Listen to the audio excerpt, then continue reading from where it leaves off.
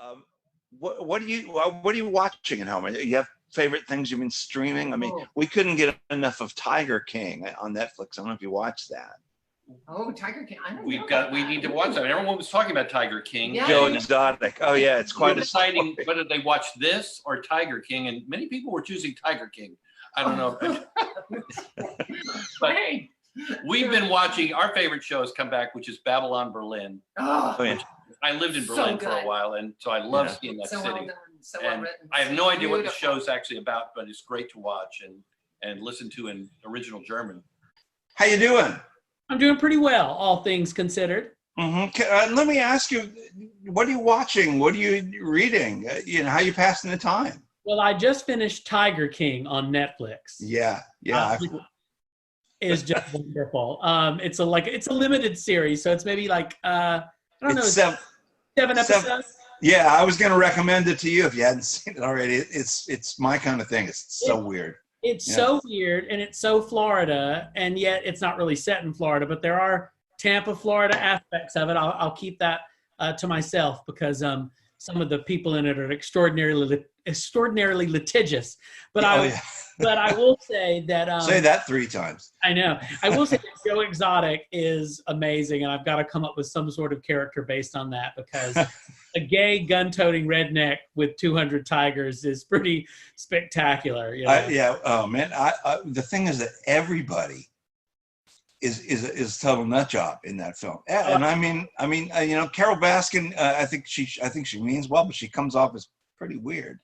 Right. I got to tell you, I just read tonight that they've contracted to make a film out of that story already with what's her name from SNL? Kate McKinnon. Kate McKinnon playing Carol. She'll be brilliant. She will be.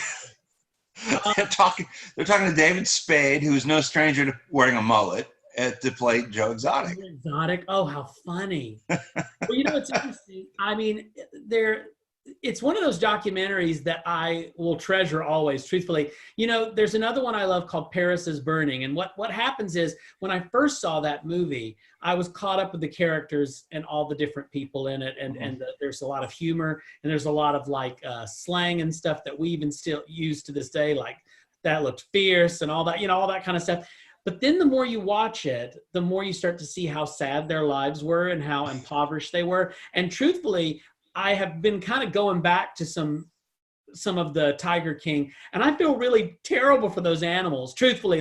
Even though they're all so interesting and the characters are so vivid and everything, the animals, I think, are the biggest victims in that. I absolutely really believe that. And it really breaks my heart to see some of the conditions that they were in, But there was, so many examples of how do these people get away with this stuff? And to them, it's just normal. And I'm not going to go off on a big rant on animal rights or guns or anything, but my goodness. It was crazy. Yeah. It was definitely crazy. But everybody's watching it. It's like #1 on Netflix. Right? Oh, yeah. Yeah. And in his prison cell, Joe Exotic is probably patting himself on the back. In a way, look, I got high ratings. Yeah, he's the celebrity. Can you do a voice already? Can you do a Joe? I'm working on it, but I do like the way, he's got that little, it's a little bit higher up here. Yeah, right. It's just great. And I can see you doing that. I'm going to try to do it. I mean, I'm much more built like the elephant that man was riding in on, not Joe. Oh, what's his name? Doc Antle. Doc Antle. It's fascinating. So that has kept me very interested. Hey, my hat fella. Okay. Yeah, no, it's all right. You look good. Listen, what I was going to say, since we're all in our own sort of isolation here, figuring out what the hell happened. I was one of those who was fortunate enough to see the people downstairs at American Stage, which there was only a cast of 4, and you are one of the 4. There were 2 previews before it got shut down. I happened to see one of them. It's a wonderful show, and I did an interview with Natalie about it the next morning, actually. Were you really looking forward to that one? Oh, absolutely. I mean, for me, I've always thought that the script was exceptional, and I'm very good friends with Natalie, and she, she wrote the part for me, which is not something I brag of. I'm not bragging about that. It's extraordinarily humbling to have someone do that. Yeah. So I wanted to do the best I possibly could with it. I really enjoyed the cast members, 3 people I had just met during the process. It's always great to work at American Stage. I've been actually working at American Stage in St. Petersburg since 2004. I had to think about that for a second and count the days.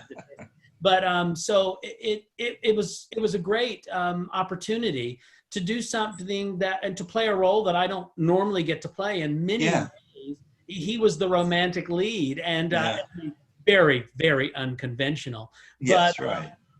But people will see it eventually, and they can see it for themselves. That's right. In December, is that the plan now? That it will? September in the fall. September. Okay. What? That must be like, you know, a lot of us, our jobs changed, our lives obviously changed. Sure. But to have a creative thing that you've worked so long on, and to get it that close to where you actually had an audience twice, that must be especially, you know, upsetting. Like, nobody's going to get to see all this work I put into it.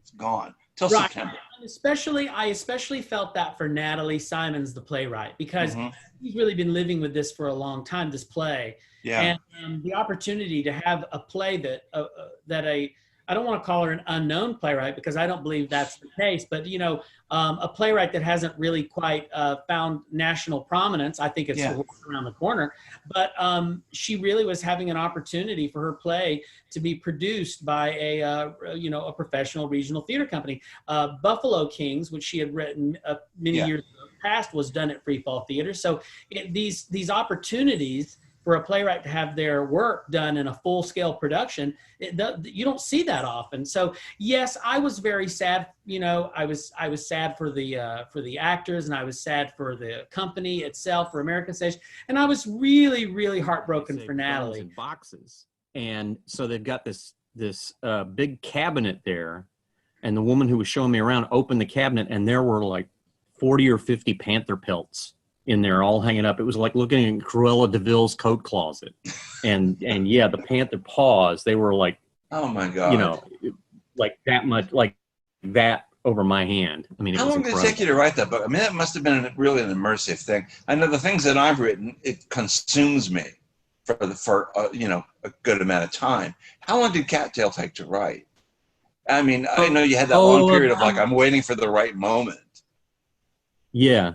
Well, I would say about a year, because I was able to take some of the stuff I had written and just sort of adapt for the paper and just sort of adapt it into the book.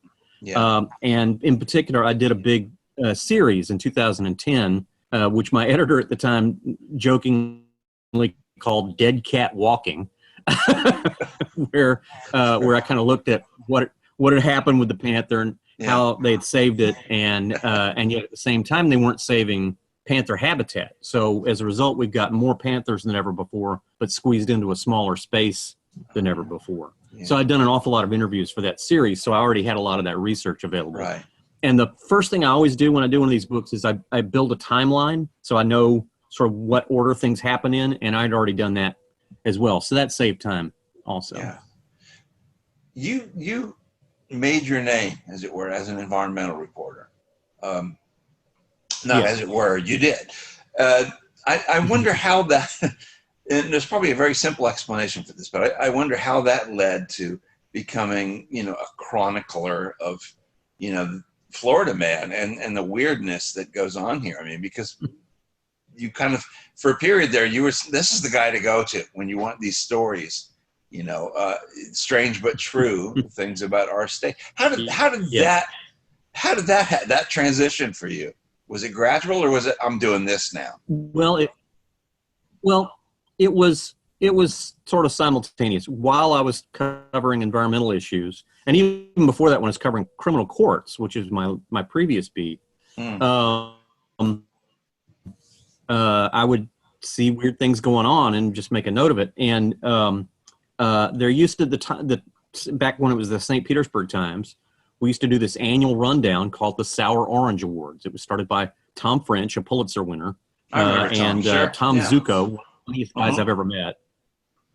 I remember Zucco too. Sure. Where it was supposed to be the Florida version of Esquire's Dubious Achievement Awards, and so Tom French left to do something else, and Tom Zucco asked me, "Hey, can you help me out with this?" And I said, "Sure." So I started saving these stories all year long. And then at the end of the year, we would create this page Sour Orange Awards thing. Well, that went away as the paper shrank. Yeah. And but in the meantime, Twitter came along, so I started tweeting those things, tweeting those stories. And an editor for Slate, a woman named Laura Helmuth, she had gone to college down here in Florida, and she started becoming a fan of those things that I was tweeting, and I would always tweet them as "Oh, Florida." And so when the Zimmerman trial came up in 2013, she contacted me and said, "How would you like to blog about Florida for Slate for the month that this trial is going to be going on?" And I checked with my bosses, and they said that's fine. So I said, "Sure." Of course, Florida being Florida, I had way more to talk about than than I could handle in just a month. But that sort of then became the basis for the book, "Oh, Florida." And an agent in New York contacted me after that series ran and said, "We're thinking that 2016, since it's a presidential election year, would be a really good year to put out a book about Florida." And so that's sort of how that got started, and eventually led to There it is. Florida. There it is. Which they sort of schooled me in how to write a book proposal, and then we sent it out to 15 publishers who said no, we don't think people want to read a book about Florida, and then one that said yes, and then it became a New York Times bestseller. So there's your Cinderella story. There's your happy. There you go. Yeah. Cinderella story, kid out of nowhere. I want to ask you about the Times, because I reckon that pretty much everybody's watching this kind of knows that you and 11 other people kind of got the hook, as it were, after 30 years. Just a couple of weeks ago, really. I think that March 18th. They made a statement that it was kind of pre-coronavirus. It was just feeling the pinch. It was a cut. I have to ask you, how you doing? How do you feel about that's 30 years of your life? Yeah, well, it was a 4-minute phone call, and it ended a 30-year career at Florida's largest paper. But I'm okay with it. I had a really good run. I loved working with the people I worked with, and they're still my friends. And I contend that covering environmental issues for Florida's largest paper is the greatest beat in American journalism. Because number one, they have to pay you to ride around on a boat now and again. But number two, because I got to cover some of that wild, crazy stuff, like, alligators battling pythons in the Everglades, and taxpayers footing the bill for captive breeding of endangered rats at the Lowry Park Zoo. And somebody had to watch them, somebody had to watch the rats breeding. So if you ever feel like you've been given a bad job, just think, well, at least I'm not having to watch rats breeding. Yeah, well, things go on the way they are. I might be doing that soon. I don't know. Well, there you go. And I hope we can talk about it a little bit, that Eugenie made a film here not so long ago, end of last year, I think it was, with Harry Connick Jr. and Katherine Heigl. It was called "I See a Man with Yellow Eyes." I saw a man with yellow eyes, and that title is now changed to Fear of Rain. Fear of Rain. What can you tell us about it? It's fascinating to me. It's a psychological thriller. This is all I know. That's what it is. It is a psychological thriller, and we get in the head of our protagonist, who's played really magically by Madison Eisman. And she is just marvelous and wonderful to work with. So is Harry Connick Jr. I gotta say, big crush on the guy. Bigger crush on my husband. There you go. You had a major role in this, though. I mean, I went on IMDb, and you're like, fifth or sixth down. Yeah. Top. And Laurence Olivier, Humphrey Bogart, Katharine Hepburn, and you. That's right. They wanted a man for her role, and they liked her so much they switched the role from a male to a female. So this post-production, you know when it's coming out? I don't know. I'm supposed to be hearing word any day now, because I was just asked for my bio from the producer. So they're about to finalize things with whatever that might be. So I think it's very exciting. From what I heard, the information that I heard is supposed to be wonderful and thrilling, and I'm excited for them. You know what? Yeah. A really great gal, Castile Landon, wrote and directed it. She's terrific. She is originally from Bradenton. Also, I just want to point out the fact that this film that has all these great stars was filmed in the Tampa Bay area. It was filmed in St. Yeah. Petersburg. It was filmed in Tampa.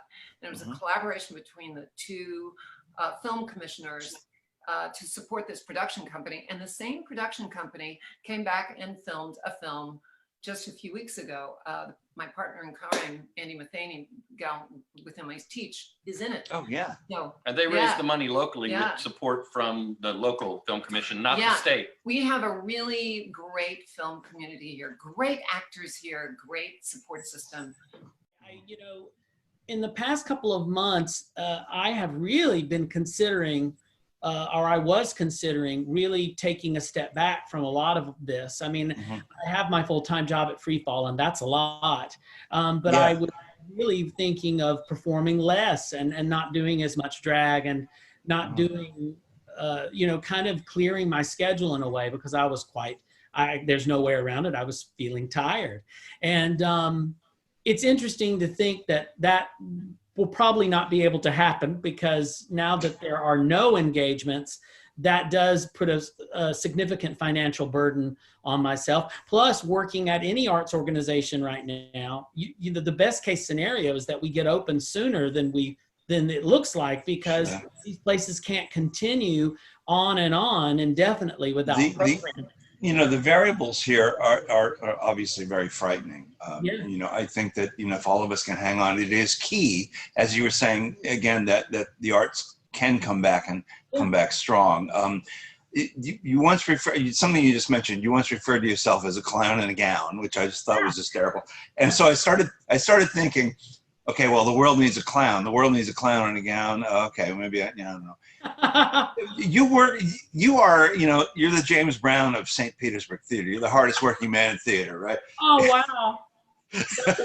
James Brown is just amazing. I mean, what I think about with him, you know, is that You can dance like him. I've seen you do it. oh my gosh, totally. You know, Mike, yeah, go ahead, please. you know, yes, I've been very fortunate, but also I have to let a lot of people know that one of the things about being in this area, there is an art scene in this area, but you really have to hustle to put together enough jobs to create enough income for you to be able to live, you know, and pay all of your bills.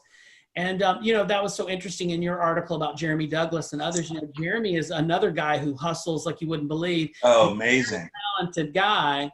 And he's been seeing, you know, I mean, I just can't even imagine what he's going through. Scott Daniel is another one who, you know, he does wigs and hair for shows. Yeah. And he depends on performances happening. So there are people there that he can wig and make look beautiful. I mean, is that a verb? Wig? I'm going to wig you.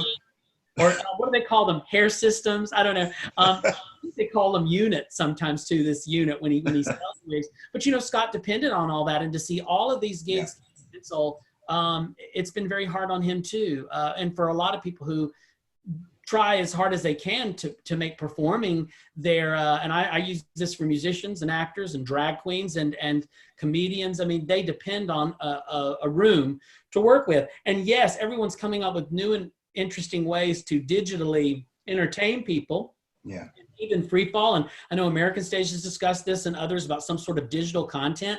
That's all a great idea, but ultimately it's nothing like a live theater experience. It loses something in that transfer. So the sooner we can all get back on stage, the better. That's why people staying home is so important, because we can stop it if we do that. How you guys passing the time? What are you doing in your splendid isolation? Well, quarantine, yeah. I'm pulling together the manuscript for the state you're in. You got time. Yeah.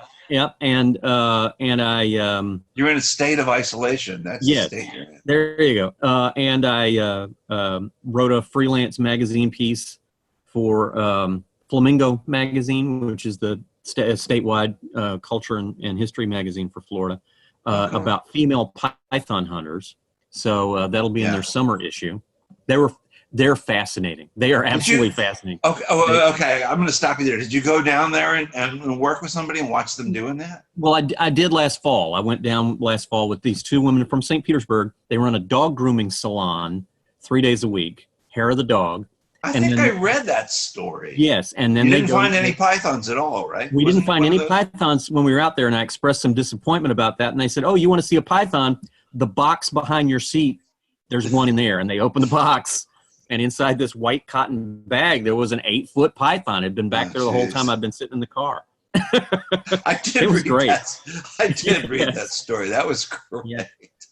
So you're catching up on So I in addition to them, the story, I also interviewed a bunch of the other women that hunt pythons. There's about 13 or 14 women out there hunting pythons. One of them has actually caught more pythons than anybody else, male or female. She's a 61-year-old art teacher, but she grew up in the Everglades. And so, she's really familiar with the terrain and they're really good at, I said, they're camouflaged really well, but they're really good at hiding. Yes, they're basically hide and seek champions because they're ambush hunters. They're camouflaged and they know how to stay very, very still until their prey comes within range, and then they strike. But I said, what's your trick for catching all these pythons? She said the trick is show up, because she lives about 30 miles from where you start seeing pythons. She's out there just about every night, looking for pythons. That's how she catches them.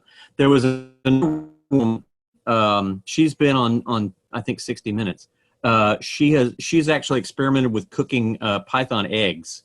She says soft boiled is the best way to go. And her daughter took only some of you can find these people, that python eggs and made cookies with them for.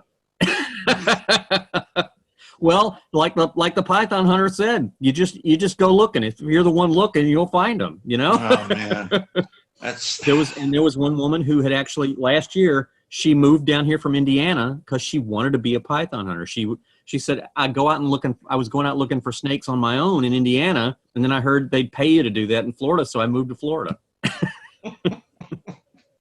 That's very, very Florida. They're fascinating. It attracts those people. Characters. Would you like to? Yeah, I think Florida does attract those people.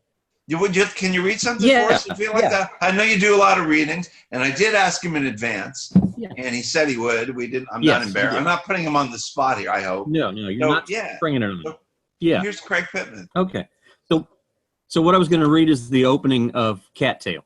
So this is from the prologue, which is titled "Cat Under Glass." The panther ran as fast as it could. The dogs gave chase, plowing through the underbrush, howling with delight. This was what they were bred to do, to sniff out and chase down big cats like this one. Their master, the tall man in the cowboy hat, would be pleased. The female panther they pursued was a scrawny thing, seriously underweight. It wasn't strong enough to keep the chase going long. Finally, it leaped into a tree trunk and clawed its way up onto a branch, then stopped to look down. The dogs circled the trunk, panting, their eyes trained on their quarry up above. Then the cat heard more noises approaching, a group of humans, all but one of them men. One of the men climbed partway up the tree with a gun, then raised it and fired. The cat flinched. The dart hit it in the leg, and everything went dark. Then the cat was falling. When it hit the ground, it didn't move again. One of the men, and then the lone woman, bent over it. They put their lips on the panther's hairy mouth, blowing their breath into its lungs, trying to revive it with mouth-to-mouth resuscitation. They were too late. So that's the opening. I have to buy this book now. Yes, you should. Several. You should buy several copies. Yes, give them to friends. Can I tell you about my books too? You actually sure. Skyway is great. Your Skyway book is fantastic. Thank you. You actually, one of the blurbs on the back is from you, and we hadn't met before that, and so thanks for that.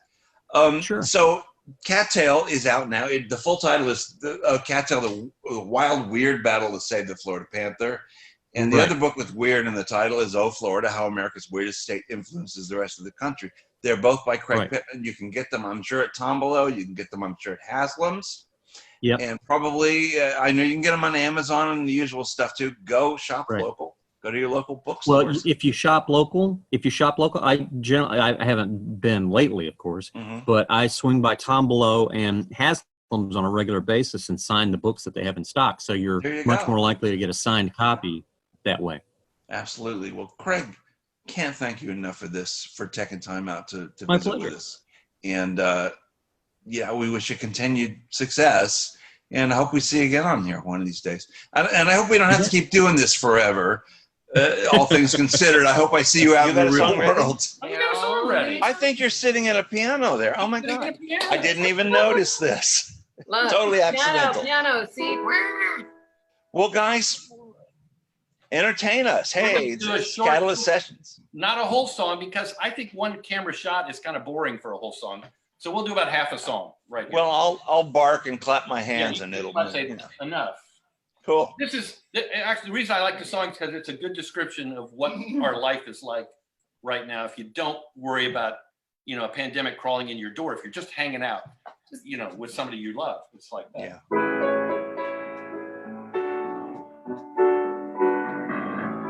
How's that sound, Bill? Sounds sweet, man. Very nice. Let's do the odds.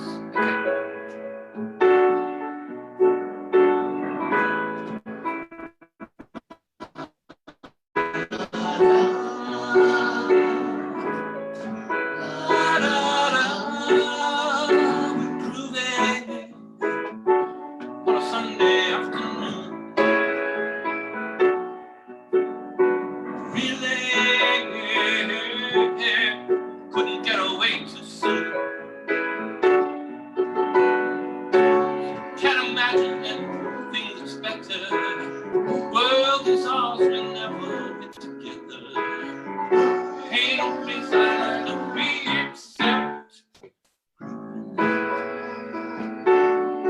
on a crowded avenue. Really, anything we like to do. So many lots of things to see. We can't be anyone we like to be.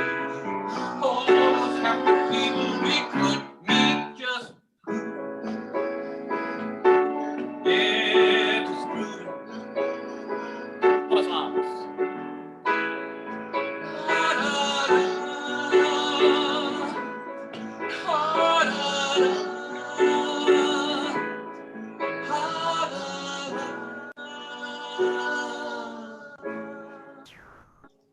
Couple of rascals, you guys. Couple of rascals. Gotta love that.